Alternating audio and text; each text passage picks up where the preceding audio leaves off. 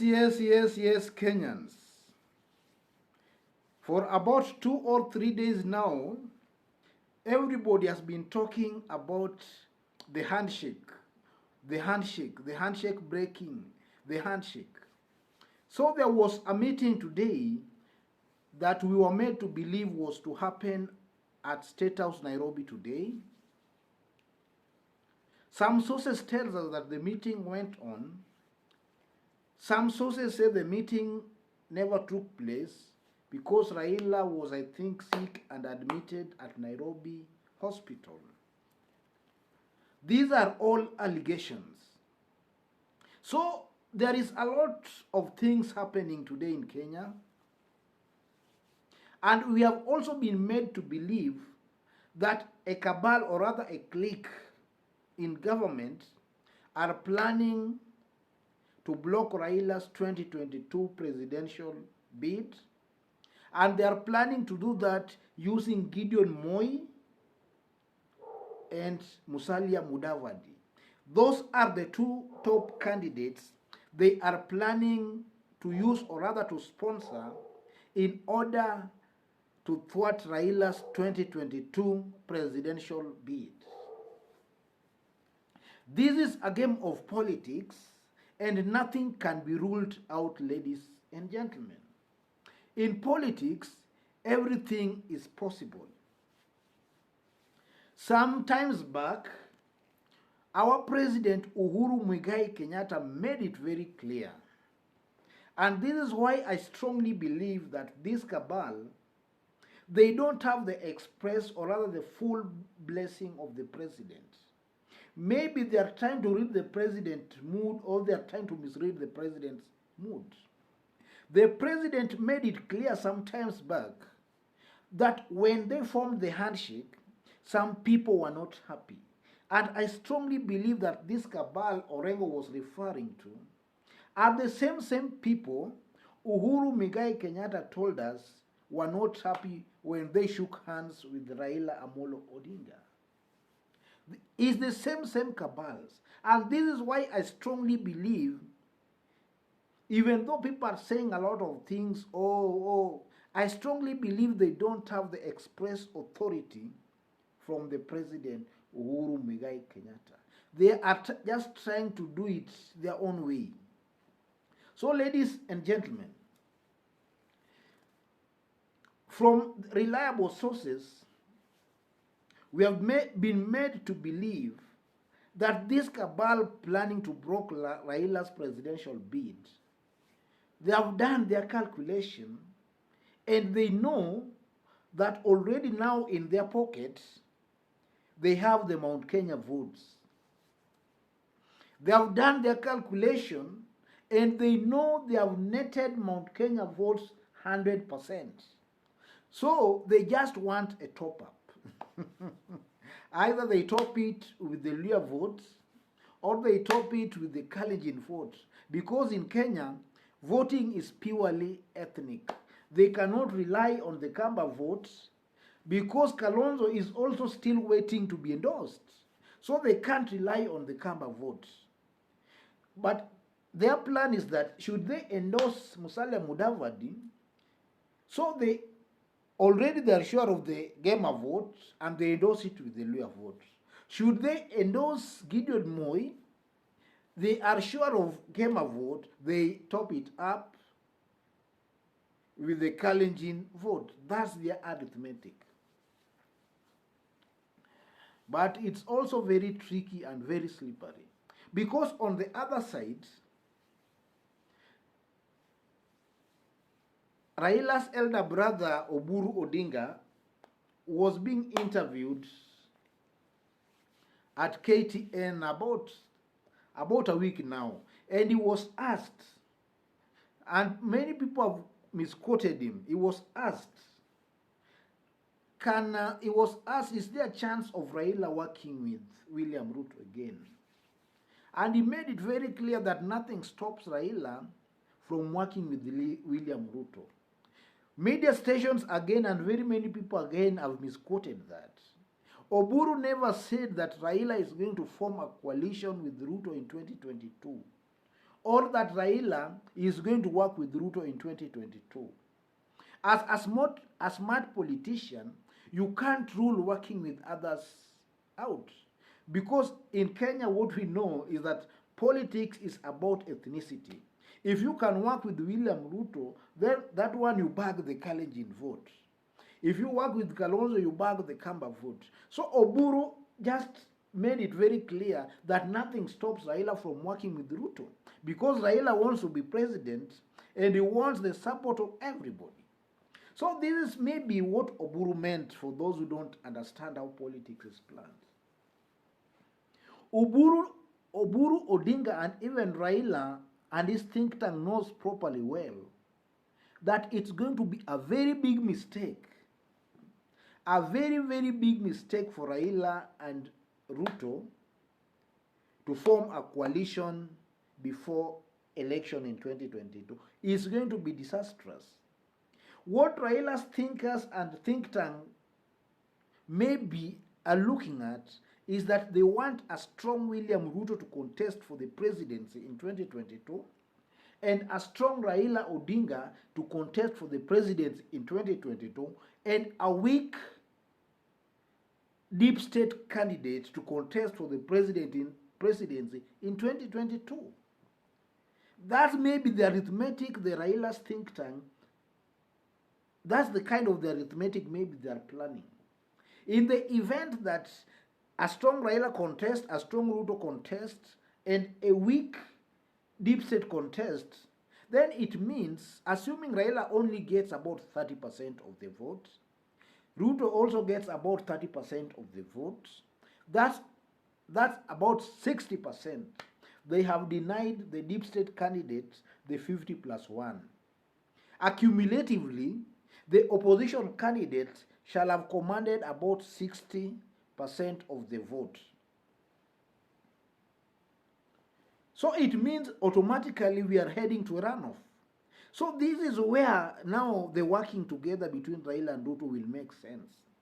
Raila and William Ruto should now make a post-election or rather agreement or rather some kind of an agreement that should Raila finds himself in the runoff, William Ruto should support him. Should Ruto also find himself in the runoff without Raila, Raila should also support him. In that way, they shall have won the presidency very early in the morning. That's just one strategy that Raila and maybe his think tank can use, and they can outsmart the deep state. Because from what we know, Musalia Mudavadi is a very weak candidate. Gideon Moi is even weaker. Ladies and gentlemen, we know that deep state can only rig an election when they have a strong candidate. In fact, when they have a strong candidate and maybe the deep state's candidate is beaten, but they are at least at par with the opposition candidate, the deep state just tops up the votes and nobody will realize. But when you have a candidate getting about 20% and the opponents are at 60%, to top that up is going to be a big challenge. And that's what happened in 2002. In 2002, Mwai Kibaki had about 68% of the vote that was cast in 2002. Uhuru Kenyatta had about 31% of the vote. Nyachai had about 2 or 1%, 1 point something percent. So it became very hard for the deep state to rig Uhuru in. Deep state only rigs when the margin is somehow minimal. The margin between the deep state's candidates and the opposition candidates is somehow at par. The deep state will simply top it up. But you can't top up for somebody who has polled 20% or 30%. You take that 30% to 50%, you can't top up over 20% of the votes. 20% of the vote is about 4 million, assuming that by 2022 there shall have been more voters. 20% shall have meant about 4 million. You can't top up 4 million votes. That shall be a very flawed election. It shall not even be an election but a sham. So that's one way the Raila and his think tank can beat the system. Because the system now, it's also going to be very tricky.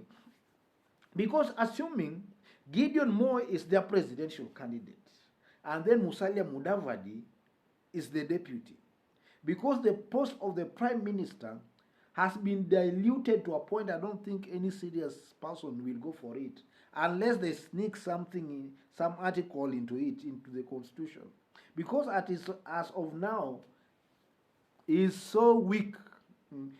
It's very weak. So assuming it's now Gideon Moi for the presidency and Musalia Mudavadi as the deputy, I strongly believe that the Luhya community will rather vote for Raila Amolo Odinga as the president than voting for Gideon Moi as the president. So it's going to be very tricky.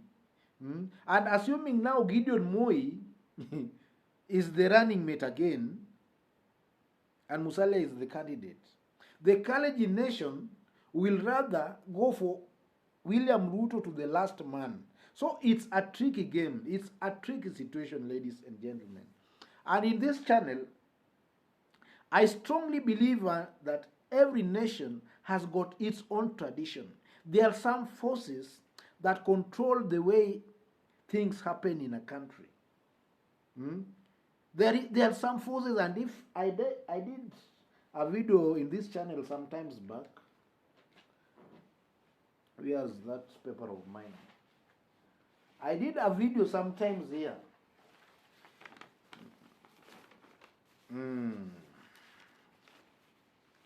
I did a video here sometimes back, ladies and gentlemen. It's here. In Kenya, the first president of Kenya, Jomo Kenyatta, came into office when he was 66 years old.